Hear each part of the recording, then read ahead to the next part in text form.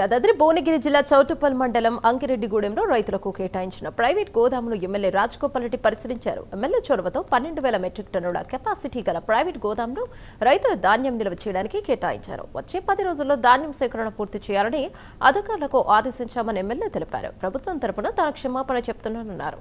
ధాన్యం దిగుబడి ఎక్కువ పెరగడం, హమాలీల కొరత, కొందరు మిల్లర్ల వ్యవహారంతో ధాన్యం సేకరణ ఆలస్యమైన మాట వాస్తవమన్నారు ఎమ్మెల్యే రాజగోపాల్ రెడ్డి.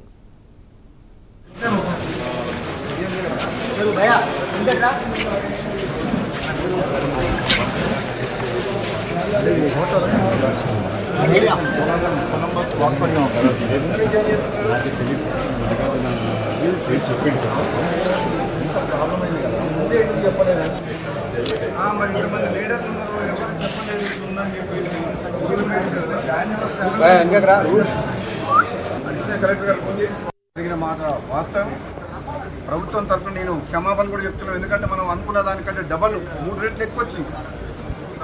రైతులకు ఇబ్బంది అయింది. కళ్ళాలల్లో 15 రోజుల నుంచి రైతులు ఇబ్బంది పడుతున్నారు. ఆ మాట వాస్తవం. అందుకని మేము కూడా చింతిస్తున్నాం అందరం.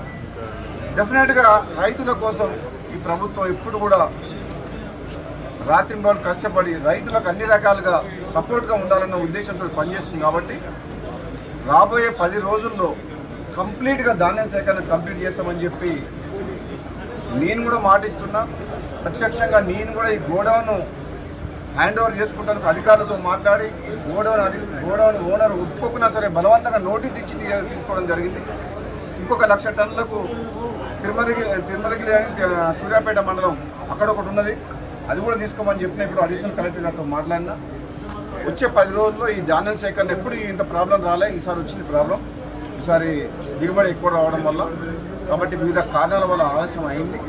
రైతు సోదరులందరూ కూడా దీన్ని పరిస్థితిని అర్థం చేసుకొని సహకరించాలని చెప్పేసి ప్రతిపక్ష పార్టీల అందరికీ కూడా నా విన్నపం ఏంటంటే ఆలస్యమైన మాట వాస్తవం.